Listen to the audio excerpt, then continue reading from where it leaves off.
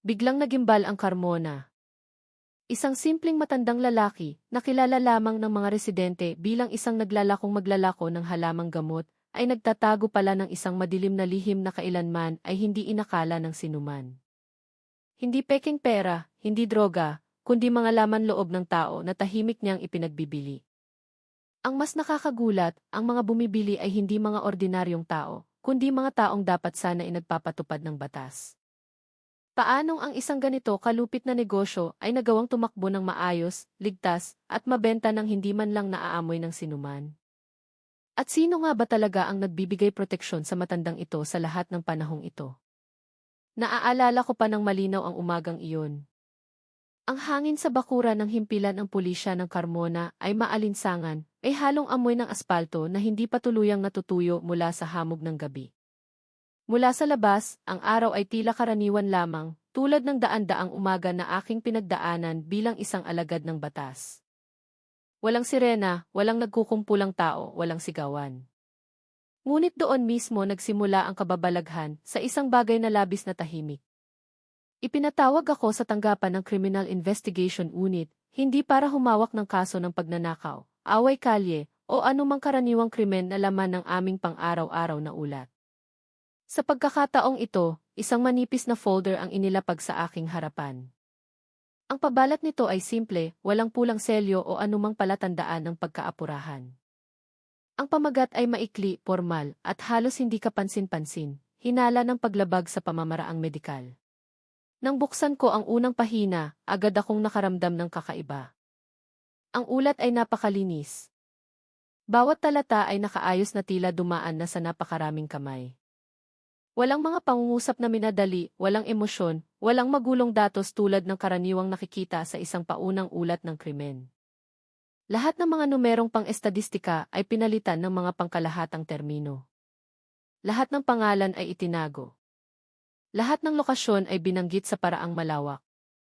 Tila may isang taong ayaw na magtanong pa ng mas malalim ang sinumang babasa nito.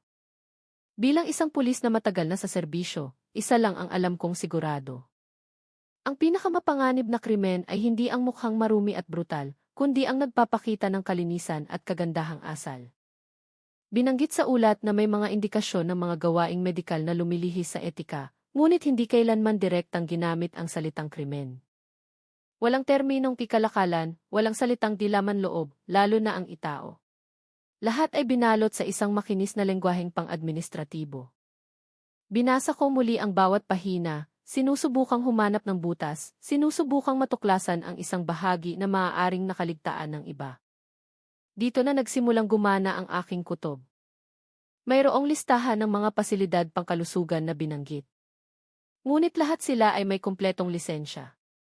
Mayroong mga talaan ng mga donor, ngunit walang pangalan na talagang maaaring masundan. Mayroong mga ulat ng pagkamatay, ngunit ang oras ay hindi kailanman tumutugma sa mga pamamaraang dapat sana isinunod. Lahat ay mukhang legal. Ngunit nang pagsama-samahin ko ang lahat sa aking isipan, walang anumang nagkaroon ng tunay na saysay. Inangat ko ang aking mukha at tinitigan ang aking hepe na nakaupo sa kabilang panig ng mesa. Ang kanyang ekspresyon ay patag, masyadong patag para sa isang kaso na dapat sana isensitibo. Gawin ito ng tahimik, maikli niyang sinabi, hindi kailangang tumawag ng pansin. Ang pangungusap na iyon ay simple ngunit mabigat. Sa mundo ng pulisya, ang salitang itahimik ki ay madalas mga hulugan ng dalawang bagay, pag-iingat o takot. Hindi ako agad sumagot. Tumango lamang ako, tinatanggap ang folder bilang isang opisyal na tungkulin. Ngunit sa loob ko, may isang maliit na tinig na nagsimulang sumigaw. Bakit ang isang kaso na may kaugnayan sa mundo ng medisina ay tinatrato na parang isang bombang sasabog anumang oras? Bakit hindi isinasali ang ibang ahensya ng hayagan? Bakit tila ang lahat ng panig ay nais na matapos ito ng mabilis at hindi ng lubusan? Nang araw na iyon, bumalik ako sa aking mesa na puno ang isipan. Binasa kong muli ang ulat ng mag-isa. Sa pagkakataong ito, mas dahan-dahan. Minarkahan ko ang mga bahagi na tila kakaiba, itinala ang mga paulit-ulit na pattern na hindi binanggit ng direkta. Sa pagitan ng mga linyang tila neutral, natagpuan ko ang isang bagay na nakakabagabag. Ang pagkakapare-pareho ay masyadong pare-pareho para sa isang simpleng pagkakamaling administratibo. Karaniwan, kung may paglabag sa pamamaraan, tiyak na may maliit na kaguluhan, mga dokumentong nawawala, mga pirma na hindi magkatugma, mga schedule na nagbabago. Ngunit dito, lahat ay tila kontrolado ng isang sistema na alam kung ano ang dapat ipakita at kung ano ang dapat itago. Sinimulan kong subaybayan ang mga pangalang ipinahihiwatig, hindi mga pangalan ng individual, kundi ang daloy. Saan nagmula ang folder na ito? Sino ang unang nagsumite nito? Sino ang nag-aproba? Ang bawat landas ay laging nauwi sa iisang konklusyon. Walang iisang salarin na itinuturo at iyon ang lalong nagpaduda sa akin. Sa maraming malalaking kaso, laging may pagsisikap na palabuin ang sentro ng kontrol.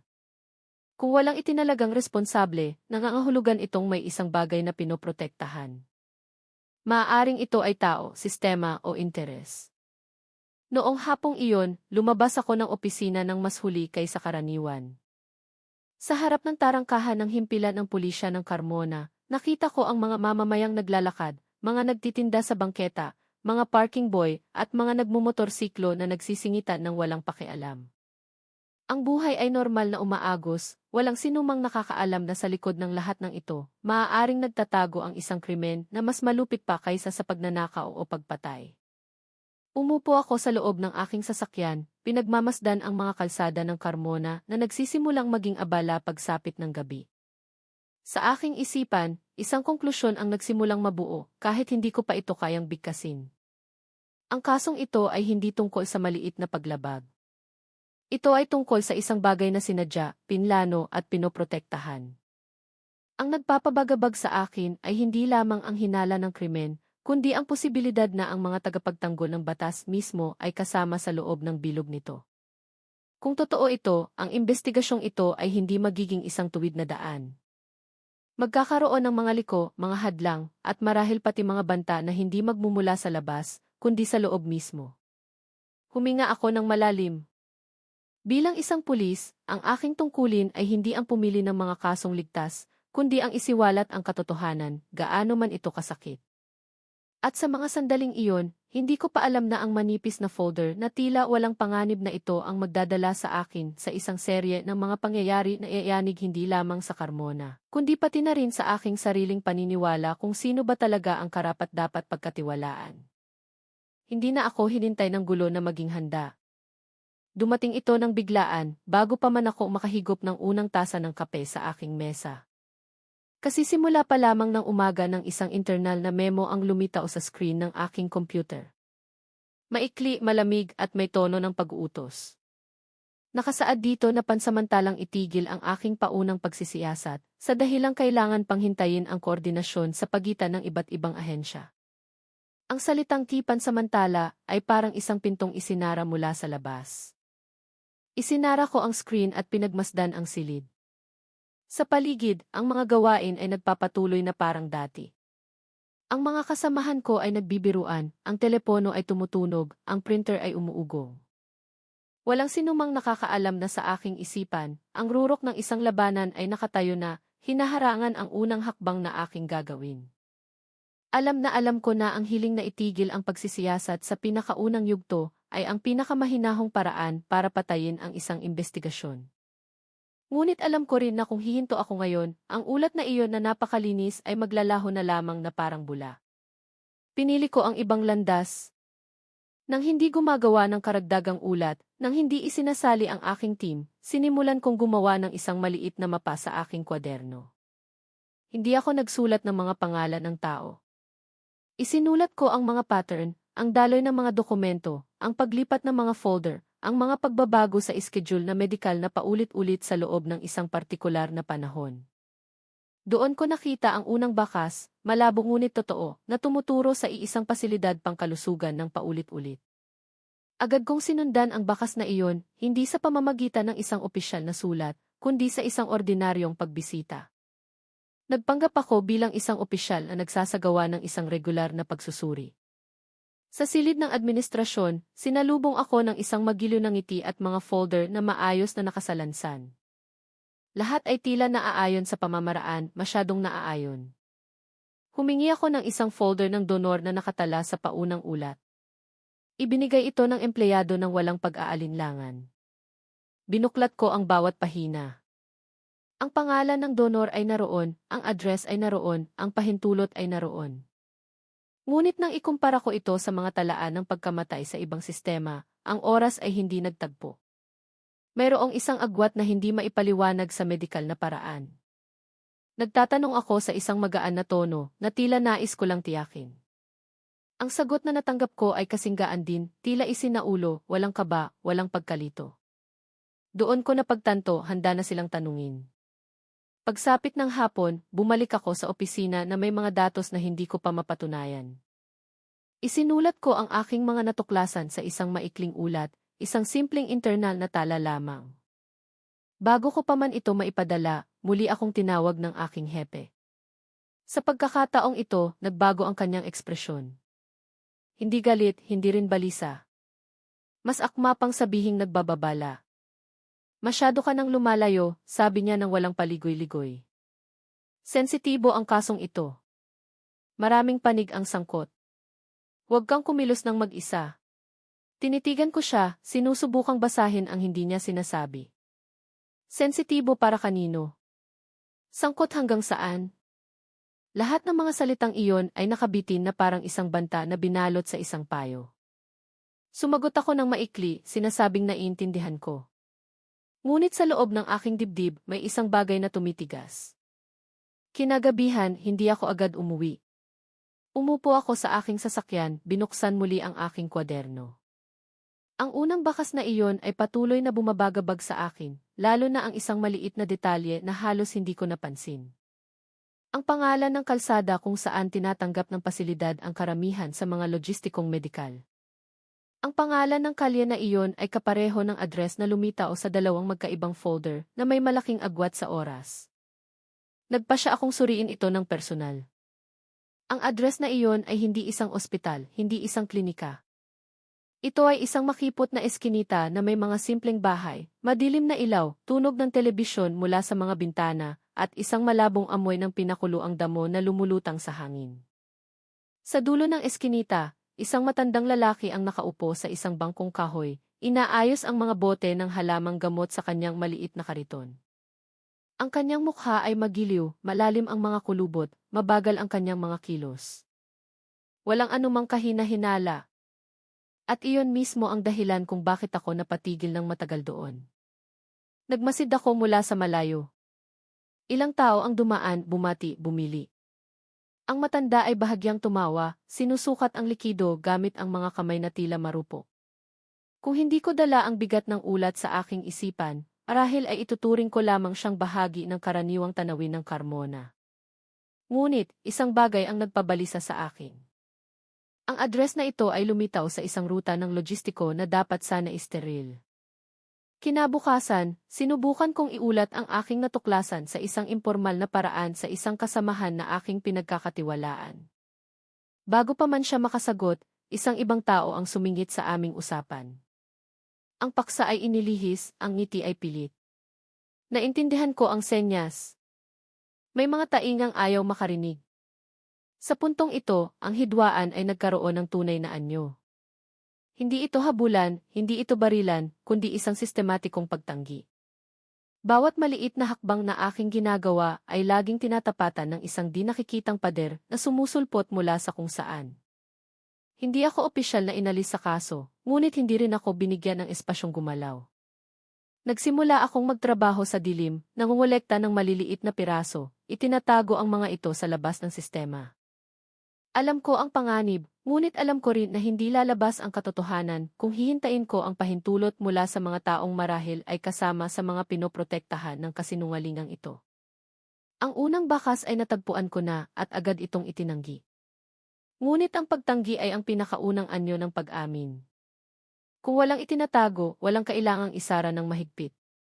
Nang muli akong dumaan sa makipot na eskinita na iyon kinagabihan, inaayos na ng matandang maglalako ang kanyang kariton. Ang ilaw sa kanyang bahay ay madilim. Tinitigan ko ng matagal ang pintong kahoy na iyon. Hindi ko pa alam kung ano ang kanyang papel. Hindi ko pa man lang siya kayang tawaging suspect. Ngunit bumulong ang aking kutob. Sa likod ng magiliw na mukhang iyon, mayroong isang buhol na nag-uugnay sa maraming bagay. At nasimulan ko nang hilahin ang isang dulo ng sinulid. Hindi ko agad nilapitan ang matandang maglalako ng halamang gamot. Tinuruan ako ng karanasan na ang pinakamalaking pagkakamali sa isang investigasyon ay hindi ang kakulangan ng ebidensya, kundi ang pagmamadaling maniwala sa isang konklusyon. Matapos ang gabing iyon sa makipot na eskinita, pinili kong magtimpi, hinayaang manatili sa aking isipan ang kanyang magiliw na mukha ng walang anumang etiketa. Hindi pa siya suspect, ni hindi pa target.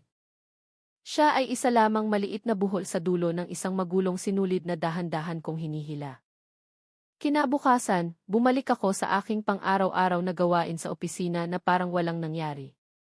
Dumalo ako sa flag ceremony, pumirma ng mga dokumento, sumagot sa mga biro ng mga kasamahan.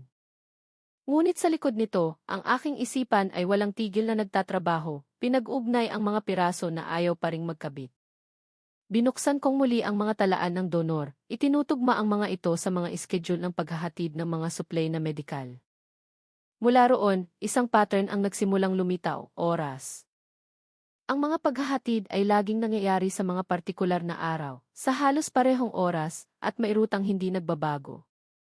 Ang landas na iyon ay dumadaan sa isang residential area, hindi sa isang medical zone. Sa lohika, ito ay hindi epesyente. Sa pamamaraan, ito ay kakaiba.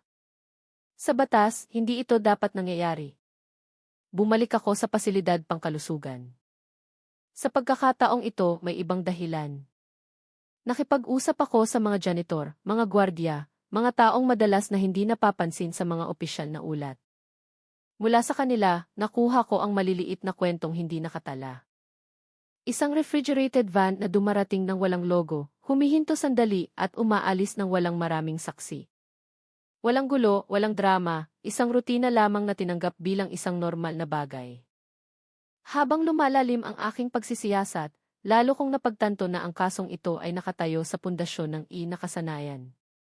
Walang pilitan, walang banta. Lahat ay nagpapatuloy dahil lahat ay sanay na. At sa gitna ng nakasanayang iyon, ang magiliw na mukha ng matandang maglalako ng halamang gamot ay muling lumitaw sa aking isipan, parang isang larawan na sinadyang ilagay sa lugar na pinakahindi kahinahinala. Nagsimula akong obserbahan siya ng mas malapitan, hindi bilang isang pulis, kundi bilang isang ordinaryong residente. Bumili ako ng kanyang tinda, nakipag-usap ng magaan, pinakinggan ang kanyang mga kwento tungkol sa pagtaas ng presyo ng mga sangkap, tungkol sa mga customer na paunti na ng paunti. Ang kanyang boses ay malumanay, maayos ang kanyang pananalita, walang kapansin-pansing butas sa kanyang emosyon. Ngunit iyon mismo ang nagpahirap sa aking kalooban. Ang mga taong kaedad niya ay karaniwang mas tapat magsalita, mas malaya. Siya ay masyadong kontrolado. Pinagmasdan ko ang kanyang kariton. Walang espasyong pampalamig, walang kahina-hinalang kahon. Lahat ay mukhang simple. Ngunit, napansin ko rin ang mga oras na siya ay naglalako. May mahabang pahinga sa kalagitnaan ng araw. Isang oras na hindi niya kailanman ikinuwento. Nang tanungin ko ang mga residente sa paligid, nagkibit balikat lamang sila.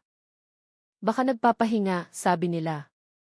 Ang salitang baka na iyon ay umalingaw ng mas malakas sa aking ulo. Pagsapit ng hapon, sinubukan kong hanapin ang isa pang address na lumitaw sa ruta ng logistiko. Isang maliit na inuupahang bahay, walang laman, walang permanenteng nakatira. Ngunit doon, natagpuan ko ang mga bakas ng aktibidad na hindi dapat naroroon. Mga disposable na guwantes, mga plastik na ginagamit sa medisina, at isang malabong amoy ng antiseptiko. Hindi sapat na malakas para maging opisyal na ebidensya. Ngunit sapat na malinaw para makumbinsi ako na hindi ako nag-ilusyon. Bumalik ako sa opisina na may magkahalong damdamin. Sa isang banda, ang sinulid ng investigasyon ay lalong lumilinaw. Sa kabilang banda, ang pader ng pagtanggi ay lalong tumataas. Sa tuwing sinusubukan kong dalhin ang mga natuklasan na ito sa formal na paraan, ang tugon na natatanggap ko ay laging pareho. Hindi pa sapat. Masyadong mapangahas. Huwag kang mag-isip-isip. Nagsimula akong makaramdam ng distansya sa pagitan ko at ng institusyong matagal ko ng pinagkakatiwalaan. Ang panloob na tunggaliang iyon ay umabot sa rurok ng isang matagal ng kasamahan na karaniwang prangka ay hinila ako sa isang sulok ng silid at bumulong na mag-ingat ako. Walang direktang banta sa kanyang mga salita, ngunit mayroong tapat na takot sa kanyang mga mata. Isang takot na hindi nagmumula sa mga kriminal sa labas, kundi sa isang bagay na mas malapit. Noong gabing iyon, mag-isa akong nakaupo sa aking sasakyan, pinagmamasdan ang ulan na nagsisimulang bumuhos. Muling pumasok sa aking isipan ang mukha ng matandang maglalako. Sa pagkakataong ito, katabi nito ang mga bunto ng dokumento at ang mga nagkukrus na landas ng logistiko. Ang kaibahan ng dalawa ay nagpapasakit sa aking ulo. Paanong ang isang simpleng tao ay nasa gitna ng napakaraming kababalaghan? Sa wakas ay naglakas loob akong bigkasin ang konklusyon, kahit sa loob lamang ng aking puso. Mali ang aming paunang hinala. Naghahanap kami ng isang malaking halimaw. Samantalang marahil, ang krimeng ito ay hindi nangangailangan ng isang nakakatakot na figura. Nangangailangan lamang ito ng isang taong marunong magtago sa likod ng tiwala. Ngunit, ang realisasyong iyon ay nagdala rin ng pakiramdam ng pagkakasala. Kinuwestiyon ko ang aking sarili. Gumagawa ba ako ng isang masyadong komplikadong kwento para lamang bigyang katwiran ang aking mga hinala? Handa ba ako kung sakaling ang matanda ay talagang walang kasalanan? Bilang isang pulis, sanay akong magduda. Bilang isang tao, alam kong nakakasakit ang maling akala. Sa puntong ito, nagpasya ako ng isang bagay. Hindi ako mag-aakusa ng walang ebidensya na hindi matitinag. Kung ang matandang iyon nga ang pangunahing buhol, ang sistemang kanyang kinokontrol ay tiyak na mag-iiwan ng bakas. At ang bakas na iyon ay hindi lilitaw mula sa isang mabilis na pagmamasid, kundi mula sa pasensya. Isinara ko ang aking kwaderno at pinaandar ang makina ng sasakyan. Lumakas ang ulan, tinatakpan ang tanawin sa kalsada. Sa likod ng tunog ng tubig na bumabagsak sa salamin, naramdaman ko ang isang bagay na tiyak. Masyado na akong malayo para umurong. Ang magiliw na mukhang iyon ay maaaring isang maskara lamang, o marahil ang susi upang buksan ang lahat ng madilim na datos na matagal nang maayos na nakatago. At kung magkamali ako mismo ang mananagot sa panganib. Ngunit kung tama ako, ang krimeng ito ay mas malapit at mas tahimik kaysa sa aming inaakala. Nagsimula ako sa isang desisyon na hindi nakatala sa anumang logbook ng tungkulin. Itinigil ko ang paghabol sa anino ng isang malaking network. Lahat ng lumang teorya ay inilatag ko sa mesa. Binuksan ko ang mga ito isa-isa at pagkatapos ay muling isinara. Kung sa lahat ng panahong ito ay nararamdaman kong hinahabol ako ng isang pader ng pagtanggi, marahil ay maling pinto nga ang aking kinakatok. Ang tamang pinto ay hindi malaki, hindi gawa sa bakal, at hindi binabantayan ng maraming tao. Ang pintong iyon ay simple, halos hindi nakikita.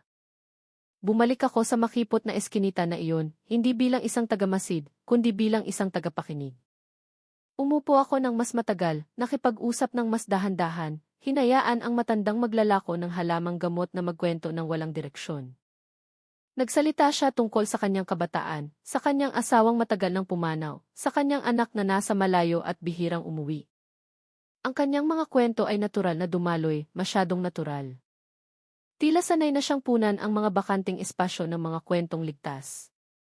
Ngunit sa pagitan ng kanyang mga kwento, may nahuli akong isang bagay na hindi tugma, kaalamang medikal. Binanggit niya ang mga terminong hindi karaniwan para sa isang naglalakong maglalako ng halamang gamot. Hindi mga komplikadong termino, ngunit sapat na tiyak para mapatigil ako.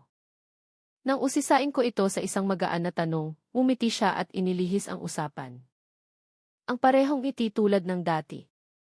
Ngunit sa pagkakataong ito, nakita ko ito sa ibang pananaw. Noong gabing iyon, hindi ako umuwi. Nagtungo ako sa bakanting inuupahang bahay na natagpuan ko dati.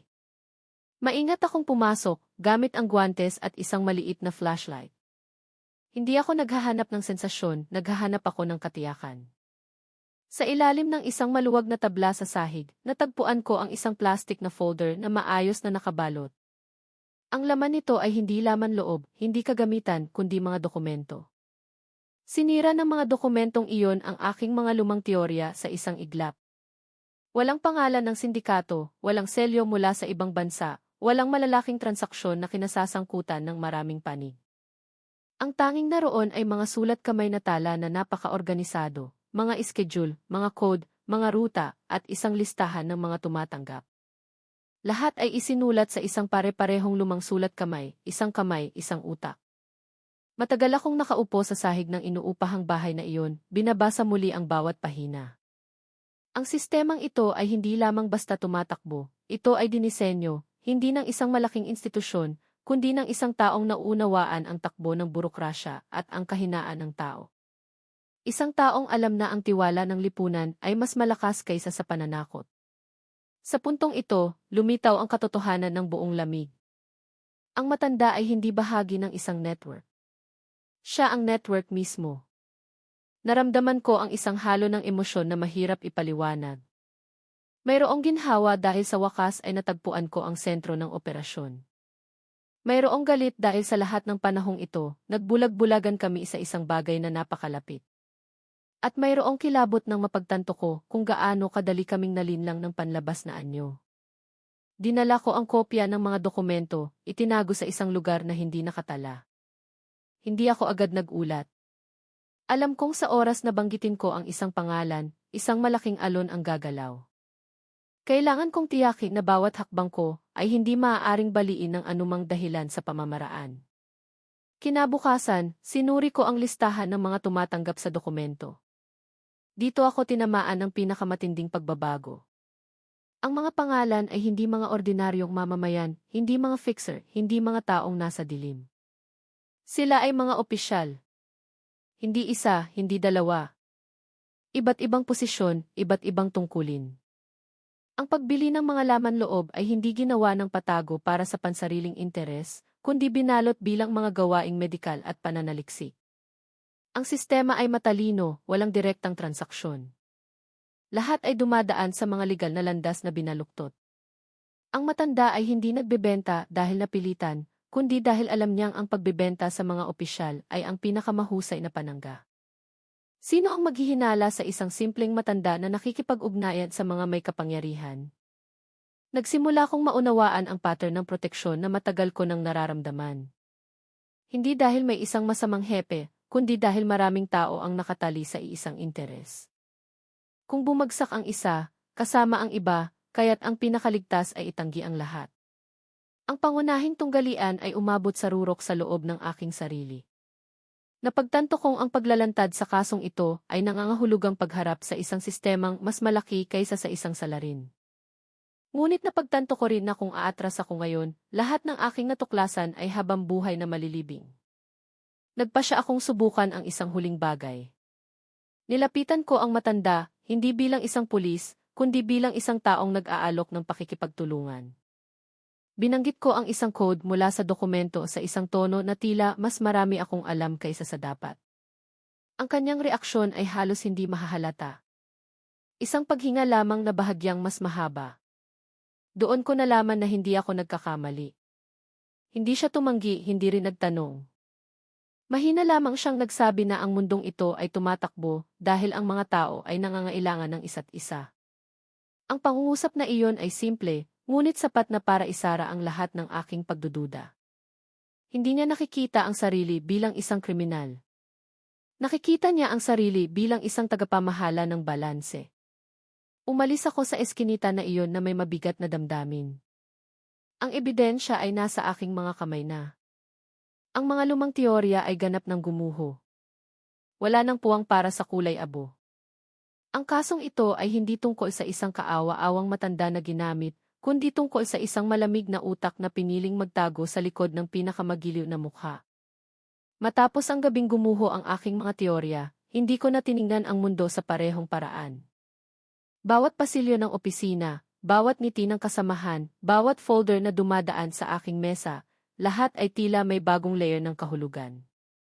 Hindi ko hinahabol ang isang matandang maglalako ng halamang gamot. Hinaharap ko ang isang sistemang hinahayaang lumago ang krimen. Hindi dahil sa kamangmangan kundi dahil sa kaginhawahan. Sinimulan kong ayusin muli ang lahat ng natuklasan ng may malamig na ulo. Ang mga dokumentong natagpuan ko ay hindi lamang talaan ng mga transaksyon, ito ay isang mapa ng paraan ng pag-iisip ng salarin. Ang matanda ay hindi nagtrabaho ng padalos-dalos. Pinag-aralan niya ang burokrasya tulad ng isang taong nag-aaral ng dasal. Alam niya kung saan dapat isumite ang mga dokumento, sino ang sapat ng magtanong, at sino ang mas pipiliing manahimik. Hindi niya pinilit ang sinuman. Nagbigay lamang siya ng isang daan na madaling tawirin. Noong umagang iyon, umupo ako sa silid ng mga arkibo ng mas matagal kaysa karaniwan. Binuksan ko ang mga lumang dokumento, mga lisensyang paso na, mga talaan ng pagsubaybay na hindi na-update. Doon ko nakita ang isang paulit-ulit na pattern na hindi mukhang kahina-hinala sa mga matang pagod. Lahat ng butas ay maliit, halos walang kabuluhan kung titingnan ng hiwalay. Ngunit kapag pinagsama-sama, ang mga butas na iyon ay bumubuo ng isang malawak na daan na nagpapahintulot sa krimen na maglakad ng payapa. Napagtanto ko ang isang bagay na nagpasikip sa aking dibdib. Walang isang tuntunin man lang ang tahasang nilabag. Lahat ay binaluktot, hindi sinira. Ito ang uri ng krimen na pinakamahirap hawakan ng batas dahil nabubuhay ito sa kulay-abong espasyo na nilikha ng sama-sama. Sinimulan kong kausapin ang isang opisyal ng medisina na ang pangalan ay lumitaw sa isa sa mga dokumento. Ang aming pag-uusap ay formal, magalang at halos mainit. Ipinaliwanag niya ang tungkol sa pananaliksik, sa pangangailangan ng biolohikal na datos, sa mga pamamaraang naaprubahan ng paulit-ulit. Walang kasinungalingan na direktang mahuhuli. Ngunit sa pagtatapos ng aming pag-uusap, sinabi niya ang isang pangungusap na tumatak sa aking isipan, hanggat lahat ay nakatala, walang dapat iproblema. Ang pangungusap na iyon ang nagbuod sa buong problema. Ang krimeng ito ay inaalagaan ng mga tala, ng mga selyo, ng mga pirma na nagpapadama sa mga tao ng kaligtasan. Naintindihan iyon ng matanda ng lubusan. Hindi niya nilabanan ang sistema, pinakain niya ang sistema. Nagsimula akong makaramdam ng mas tunay na presyon. Ilang mga folder na dati kong madaling ma-access ay biglang naging mahirap hanapin. Ang aking mga hiling na suriin ang karagdagang datos ay ipinagpaliban ng walang malinaw na dahilan. Walang tahasang pagbabawal. Isang sinasadyang pagpapabagal lamang. Hindi ito isang hayagang paglaban. Ito ay isang banayad na babala. Sa gitna ng lahat ng ito, patuloy kong pinagmamasdan ang matanda mula sa malayo. Patuloy siyang nagtitinda ng halamang gamot, patuloy na binabati ng mga residente, patuloy na naging bahagi ng pang-araw-araw na buhay sa makipot na eskinita na iyon. Walang pagbabago sa kilos, walang kaba. Tila alam niyang hanggat nasa likod niya ang sistema, hindi niya kailangang magtago. Napagnilayan ko ang aming maikling pag-uusap noon tungkol sa pangangailangan sa balanse. Hindi siya nagsalita na parang isang kriminal na takot mahuli. Nagsalita siya na parang isang taong kumbinsido na ang kanyang mga gawa ay laging maunawaan. Ang kumpiyansang iyon ay hindi nagmula sa personal na katapangan, kundi sa mahabang karanasan sa pagkakita sa maraming taong nanahimik. Ang aking panloob na tunggalian ay lalong lumalim. Ako ay bahagi ng parehong sistema. Ang unipormeng suot ko, ang opisinang pinagtatrabahuhan ko, lahat ay mga estrukturang hindi direktang nagbibigay ng puwang sa krimeng ito. Kung kikilos ako ng masyadong mabilis, maaari akong ituring na sumisira sa kaayusan. Kung mananahimik ako, magiging bahagi ako ng pagpapabaya. Nagpasya akong kumilos sa ibang paraan. Itinigil ko ang paghahanap ng pag-amin. Itinigil ko ang pag-asa na may tatayo sa aking tabi ng hayagan. Nagsimula akong mangolekta ng ebidensya na hindi nangangailangan ng pahintulot ng sinuman. Ebidensya na nagsasalita para sa sarili nito, nang walang salaysay, nang walang interpretasyon. Bawat gabi, inaayos ko muli ang mga datos, iniugnay ang mga schedule, itinutugma ang mga ruta, minamarkahan ang mga pagkikitang tila nagkataon lamang. Dahan-dahan, lumitaw ang buong larawan. Ang sistemang ito ay hindi lamang nag-aalaga ng krimen, umaasa ito rito. Mayroong isang daloy ng interes na maayos na umaagos, na nagiging dahilan kung bakit maraming panig ang nag-aatubiling guluhin ito. Ang realisasyong iyon ay nagpagod sa akin, ngunit nagbigay din ng kalinawan. Itinigil ko ang pag-asa na ang kasong ito ay malulutas sa isang malinis na paraan. Walang imbestigasyon na talagang steril kapag tinatamaan nito ang interes ng maraming tao. Ang tanging magagawa ko ay tiyakin na kapag lumabas na sa wakas ang katotohanan, hindi ito madaling maitatanggi. Nagsimula akong makaramdam ng pagbabago bago pa man may isang salitang opisyal na binigkas. Ang pagbabagong iyon ay dumating sa isang napakabanayad na paraan, halos hindi matatawag na banta. Ang aking mesa ay inilipat sa isang sulok ng silid. Ang akses sa sistema na dati bukas ay nangangailangan na ngayon ng karagdagang pahintulot. Ang mga imbitasyon sa mga pulong na dati irregular ay madalas nang nakakalimutang isama ang aking pangalan. Walang isang aksyon na maaari kong iulat bilang isang paglabag, ngunit ang serye ng mga ito ay bumubuo ng isang malinaw na mensahe, binabantayan ako. Nagsimula na ang laro ng proteksyon. Hindi ako tinanggal sa serbisyo, hindi rin inilipat ng biglaan. Iyon ay magiging masyadong halata. Sa halip, pinabagal ako. Bawat maliit na hakbang ko ay tinatapatan ng karagdagang pamamaraan. Bawat hiling ng datos ay kailangang dumaan sa iba't ibang kamay. Hindi ako inaatake ng sistema. Pinaliligiran ako nito, naghihintay hanggang sa maubusan ako ng hininga. Sa gitna ng sitwasyong iyon, pinili kong manahimik. Dumarating ako sa tamang oras, tinatapos ang mga regular na gawain ng maayos, at hindi nagpapakita ng anumang kahina-hinalang kilos. Alam kong ang pinakamaliit na pagkakamali ay maaaring gamitin para siraan ako. Sa labas ng oras ng trabaho, doon ako nagtatrabaho. Doon tumatakbo ang tunay na imbestigasyon. Nagsimula akong mag-imbak ng ebidensya sa isang lugar na hindi konektado sa opisina, mga tala, kopya ng mga dokumento, mga larawan, mga ruta ng distribusyon, lahat ay iniimbak ko ng hiwalay. Bumuo ako ng isang kronolohiya na hindi nakasalalay sa isang pinagmulan lamang. Kung mawala ang isang piraso, ang iba ay maaari pa ring tumayo. Samantala, ang matanda ay patuloy sa kanyang buhay na parang dati. Ngunit ngayon, tinitingnan ko siya sa ibang pananaw. Bawat kilos niya ay hindi na isang rutina, kundi bahagi ng isang estratehiya. Hindi siya kailanman nagmamadali. Hindi siya kailanman mukhang nag-aalala. Nagsimula pa nga akong maghinala na alam niyang kumikilos ako at pinili niyang hayaan akong umabot sa abot ng aking makakaya. Ang kanyang kumpiyansa ay hindi walang basehan. Ang proteksyong tinatamasa niya ay totoo. Ang ilang mga pangalan ng opisyal sa dokumentong natagpuan ko ay nagsimulang maging buhay. Hindi na sila mga anino. Nariyan sila sa mga pulong, bumabati ng magiliw at paminsan-minsan ay nangangamusta pa. Walang banta sa kanilang mga salita. Isang paalala lamang na nasa paligid ko sila. Ang mental na presyon na iyon ay mas mabigat kaysa sa hayagang pananakot. Kailangan kong umiti sa mga taong marahil ay binibilang ang aking mga hakbang. Kailangan kong maging propesyonal sa isang sistemang nagsisikap na ihiwalay ako. Dito ako tunay na sinubok, hindi bilang isang pulis, kundi bilang isang tao. May mga gabi na tinatanong ko ang aking sarili, sulit ba ang lahat ng ito? Hindi ako isang bayani. Isa lamang akong opisyal sa isang lokal na unit, may pamilya, may buhay sa labas ng uniforme. Hindi maliit ang panganib na aking kinakaharap. Ngunit sa tuwing lumilitaw ang pagdududang iyon, naaalala ko ang mga mukhang walang pangalan sa likod ng mga peking talaan ng donor, mga taong hindi kailanman binigyan ng pagpipilian.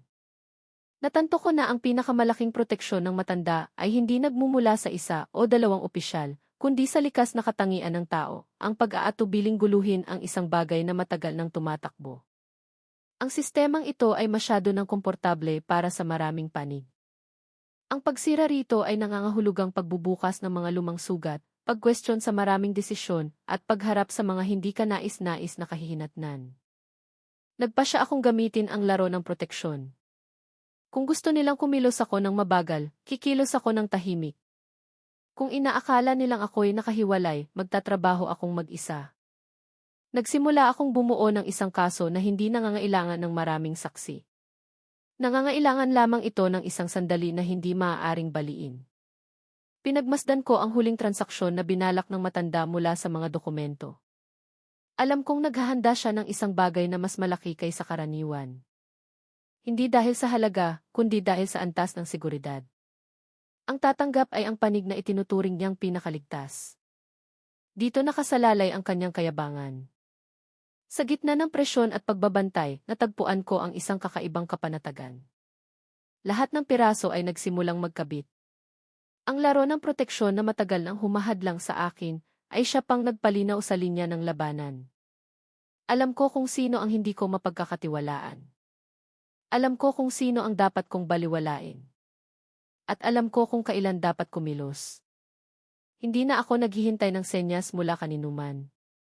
Lahat ng kailangan ko ay nasa aking mga kamay na. Maayos na nakasalansan sa aking isipan. Ang presyon, pagbabantay at pagpapabagal ay nagbigay pa sa akin ng isang kalamangan, oras. Oras para maunawaan ang huling pattern na hindi pa nagagalaw. Ang matanda ay naghahanda ng isang bagay na itinuturing niyang rurok ng lahat ng kanyang trabaho. Alam ko iyon hindi dahil sa laki ng halaga ng transaksyon, kundi sa paraan niya ng pagtatago ng bakas. Iba ang huling transaksyon na ito.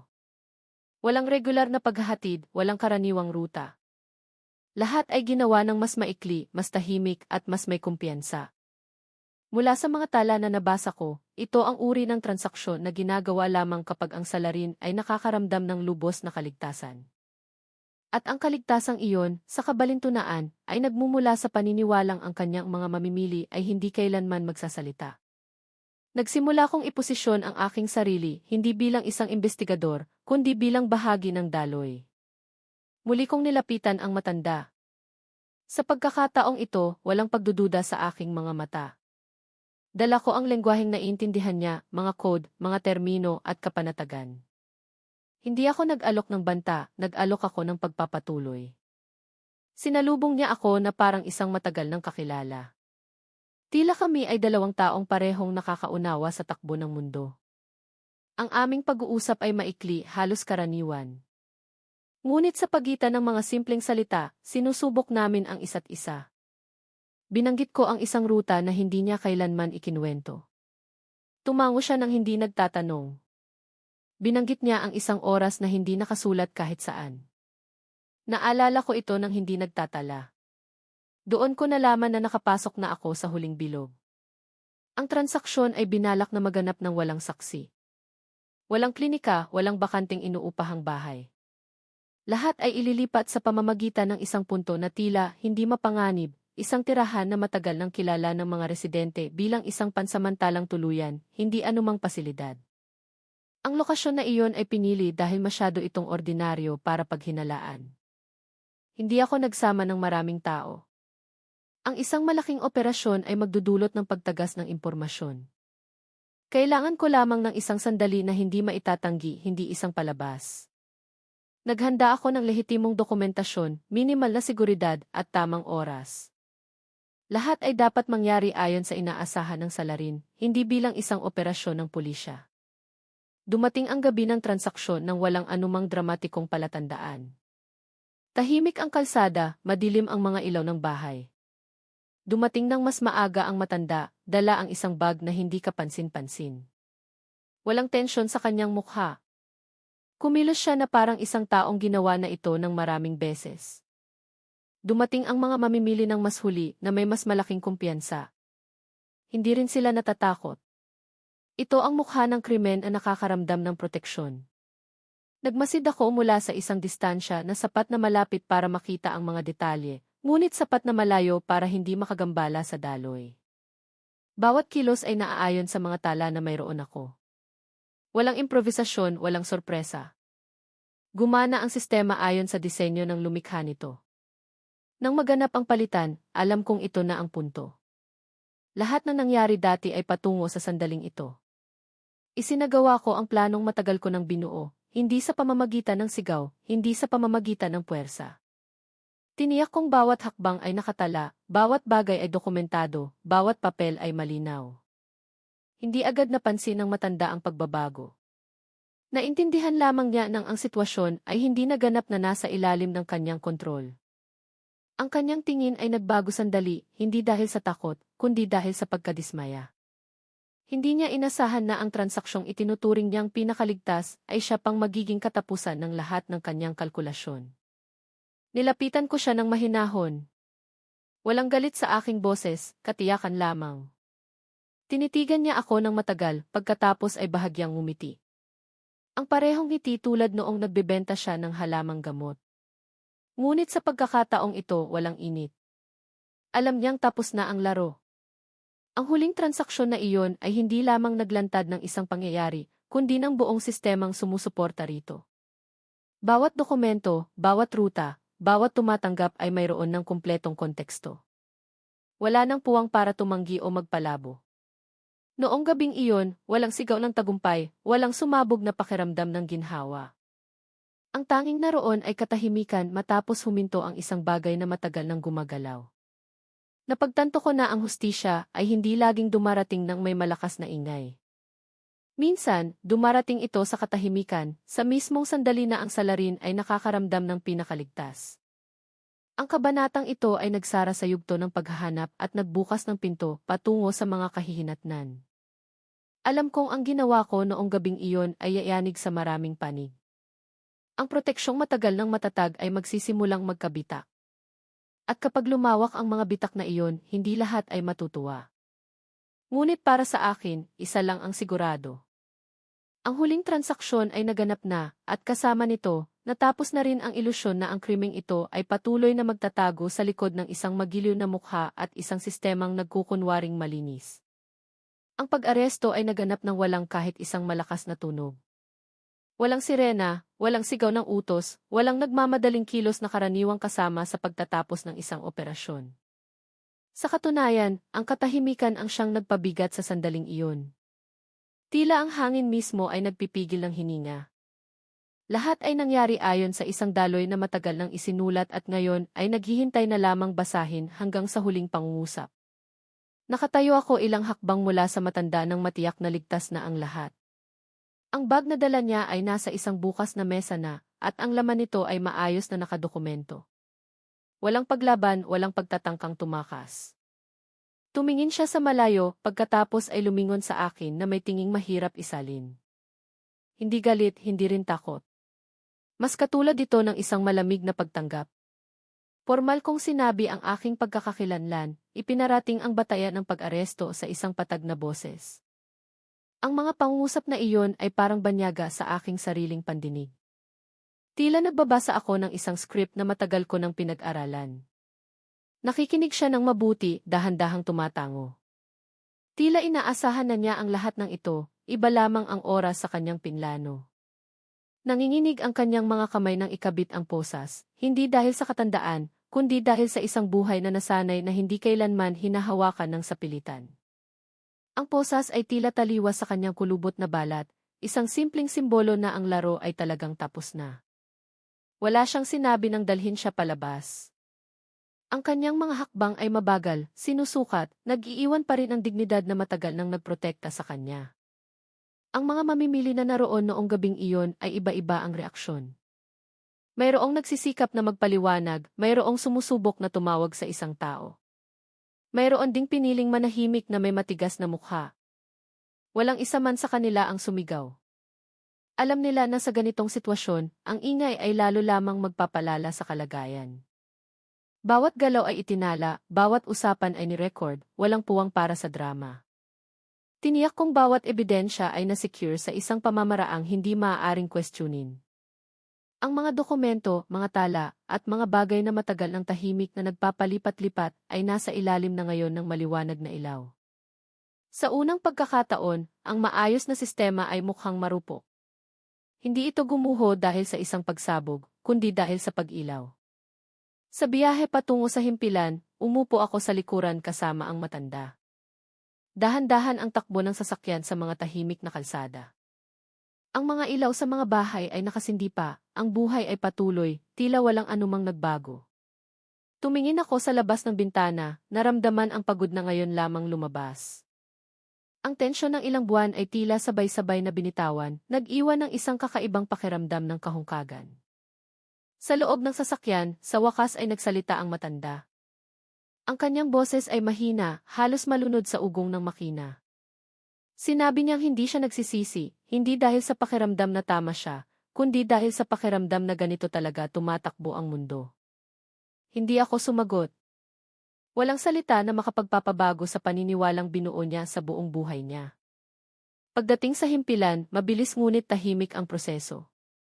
Walang nagkukumpulang mga mamamahayag, walang pagtagas ng impormasyon. Alam kong ito ay pansamantala lamang. Ang malalaking balita ay laging nakakahanap ng paraan para lumabas. Ngunit noong gabing iyon, ang aming prioridad ay tiyakin na walang natitirang butas. Bawat detalye ay na-verify, bawat papel ay maingat na itinala. Pinagmasdan ko mula sa malayo habang nakaupo ang matanda sa silid ng interogasyon. Mukha siyang maliit sa upuang iyon, malayong malayo sa imahe ng utak ng krimen na binuo ko sa aking isipan. Ngunit doon mismo nakasalalay ang pinakamalaking kabalintunaan. Ang krimeng ito ay hindi nangangailangan ng isang malaking figura.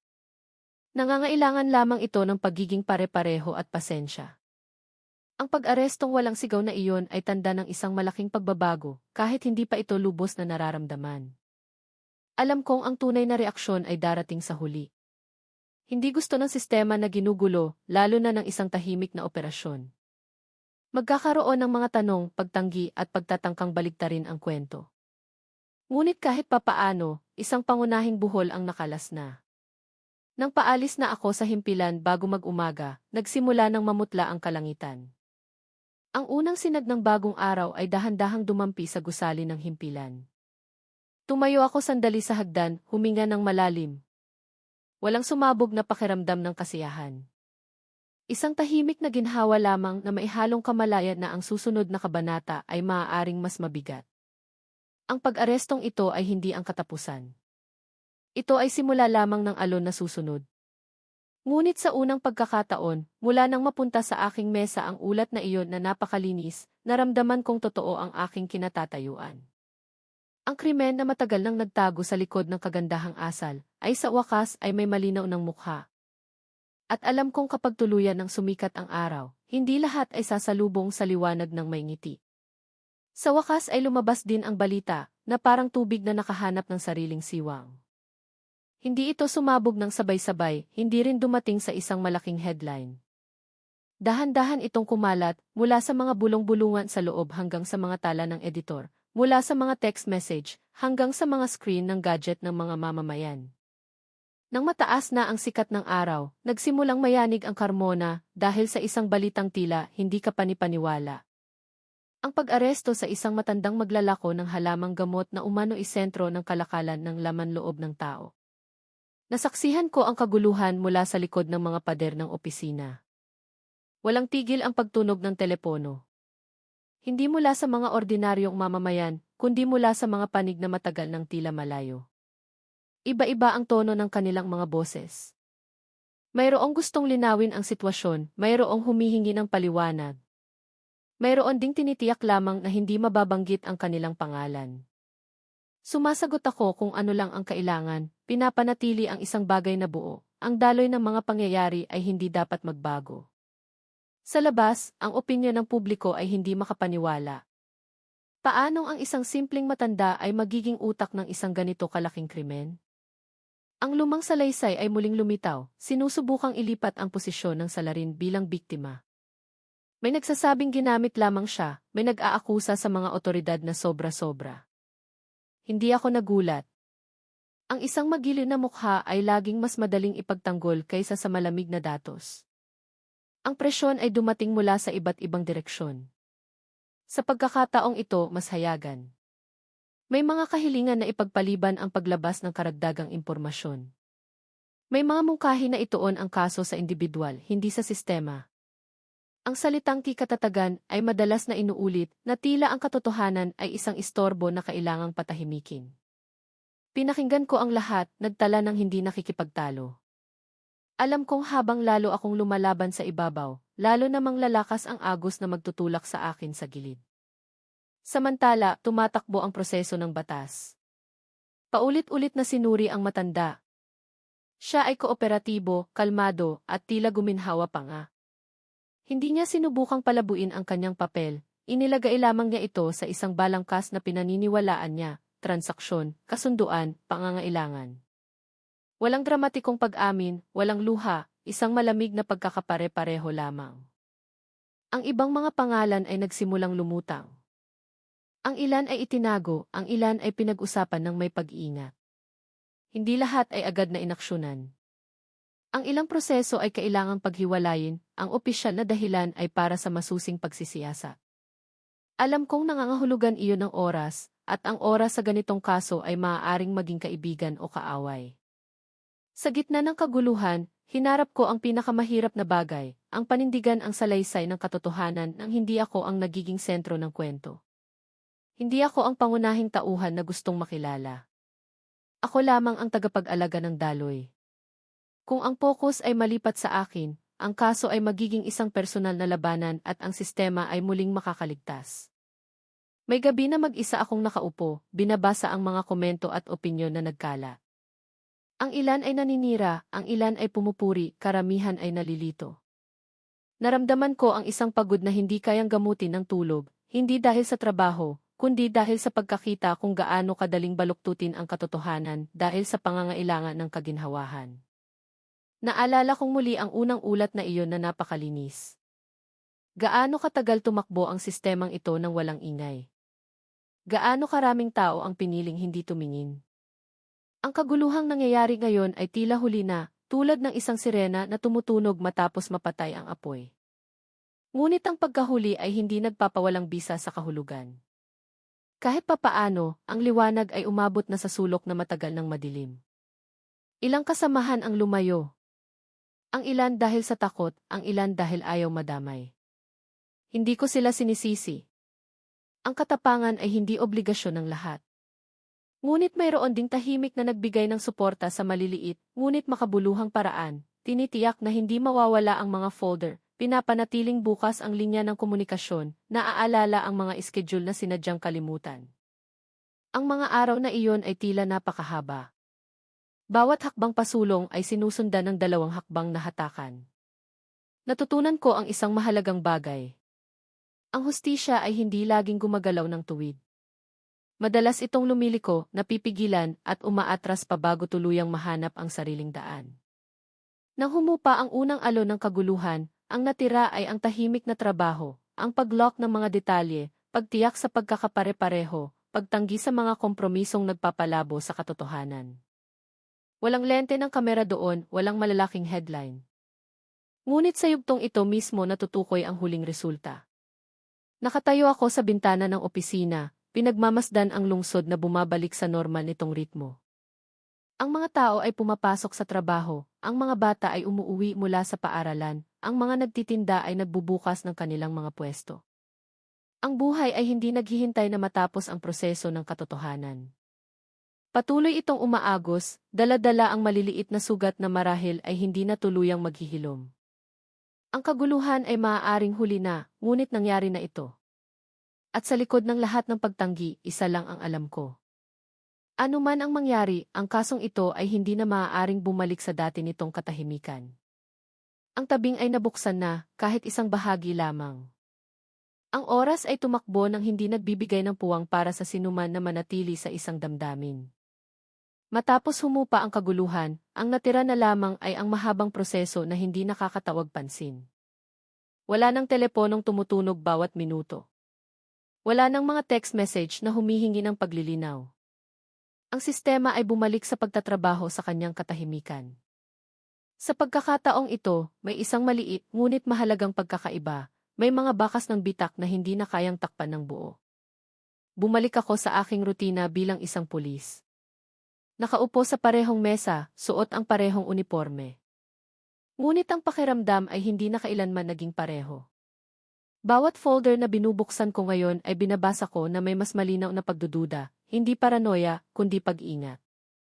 Alam kong ang pinakamapanganib na krimen ay bihirang dumating na may magaspang na mukha. Dumarating ito na may ngiti, may kagandahang asal, may mga pamamaraang tila ligtas. Ang proseso ng batas laban sa matanda ay tumakbo ng walang drama. Sa loob ng korte, mukha siyang mas marupok kumpara noong una ko siyang makilala. Hinabol na siya ng edad, ngunit ang kanyang isipan ay nanatiling buo, nananatiling kumbinsido sa lohikang matagal na niyang pinanghahawakan. Nang basahin ang hatol, walang sigawan, walang protesta. Tinanggap niya ito tulad ng isang taong matagal nang naghahanda para sa isang hindi maiiwasang katapusan. Hindi ako nakaramdam ng kasiyahan. Isang pakiramdam lamang na mahirap ipaliwanag, tapos na.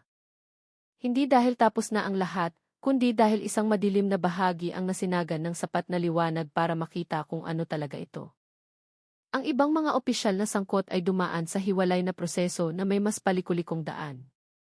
Hindi lahat ng resulta ay kasiyasya, ngunit kahit papaano, hindi na ito maaaring itanggi. Sa labas ng korte, walang nagkukumpulang tao. Ang mga mamamayan ay dumadaan ng hindi lumilingon. Ang mundo ay hindi humihinto dahil lamang sa isang krimen na nabunyag. Ang realisasyong iyon ang siyang nagbigay sa akin ng kapanatagan. Ang aming tungkulin ay hindi ang maging sentro ng atensyon, kundi ang tiyakin na sa likod ng buhay na patuloy na umaagos, mayroong isang hangganan na nananatiling binabantayan. Madalas kong naiisip muli ang figura ng matandang maglalako ng halamang gamot, hindi para bigyang katwiran ang kanyang mga ginawa, kundi para maunawaan ang aral na hindi niya sinasadyang iwan. Ipinakita niya kung gaano kadaling lumago ang krimen kapag binalot ito sa kasimplehan. Kung paano mas madaling maniwala ang sistema sa panlabas na anyo kaysa sa masusing pagsisiyasat. Binago ng kasong ito ang aking pananaw sa tungkulin. Hindi ko na hinahanap ang pinakamaingay na krimen, kundi ang pinakatahimik, ang nabubuhay sa nakasanayan, sa maliliit na pagpapabaya, sa mga taong masyadong madalas magsabi ng okay lang. Natutunan ko na ang paglaban sa ganitong uri ng krimen ay nangangailangan ng pasensya na mas malaki kaysa sa pisikal na katapangan. Mayroong halagang kailangang bayaran. Hindi tumaas ang aking ranggo. Naging malamig ang aking relasyon sa ilang kasamahan. Ngunit nakakatulog ako ng mas tapat sa aking sarili. Sa isang mundong puno ng kompromiso, hindi iyon maliit na bagay. Isang hapon, muli akong dumaan sa makipot na eskinita kung saan nagsimula ang lahat. Wala na ang kariton ng halamang gamot. Ang kanyang bahay ay tila tahimik. Ang mga residente ay gumagalaw na parang dati. Ang ilan ay pinag-uusapan pa rin ang kaso sa isang tono na kalahating naniniwala. Dahan-dahan akong naglakad, nilalanghap ang parehong hangin, naririnig ang parehong mga tunog. Hindi nagbago ang lugar, ngunit ang kahulugan nito para sa akin ay iba na. Huminto ako sandali, tinitigan ang dulo ng eskinita at pagkatapos ay umalis. Walang perpektong pagtatapos sa buhay ng isang pulis. Laging may susunod na kaso, susunod na ulat, susunod na mukhang tila karaniwan. Ngunit, iniwan ng karanasang ito ang isang paniniwala na dadalhin ko habang buhay. Ang pinakatahimik na krimen ay hindi ang pinakamahirap hanapin, kundi ang pinakamadaling baliwalain. At hanggat suot ko pa ang unipormeng ito, simple lang ang aking tungkulin, kahit hindi kailanman madali, ang tingnan ang gustong baliwalain, pakinggan ang gustong patahimikin, at kumilos kapag ang pananahimik ay tila mas ligtas. Dito nagtatapos ang kwentong ito, hindi bilang isang salaysay ng malaking tagumpay, kundi bilang isang paalala na sa likod ng katahimikan ng isang lungsod, sa pagitan ng mga rutinang tila payapa,